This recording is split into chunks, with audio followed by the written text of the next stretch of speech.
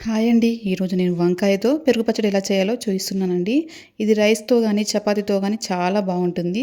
నేనిలా ఓ పెద్ద సైజు వంకాయని తీసుకున్నానండి. ఇప్పుడు దీన్ని చిన్న మంట మీద ఇలా స్టవ్‌లో పెట్టేసుకొని ఇలా కాల్చేసుకుంటున్నానండి.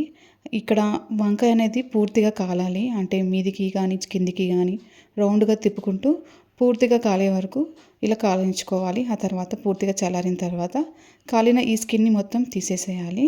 తీసేసిన తర్వాత మీకు ఇష్టమైన సైజులో ఉండి ఇలా చిన్న చిన్న ముక్కలుగా కట్ చేసుకొని పక్కన పెట్టేసుకోవాలి.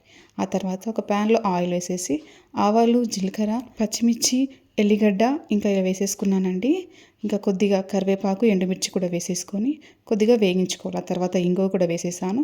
ఇక్కడ నేను పెరుగు తీసేసుకొని అందులో సాల్ట్, చిన్నగా కట్ చేసిన ఆనియన్, కొత్తిమీర, మనం పోపు పెట్టుకున్నాం కదా అది, ఇంకా వంకాయ కూడా వేసేసుకొని బాగా కలిపేసుకోవాలండి.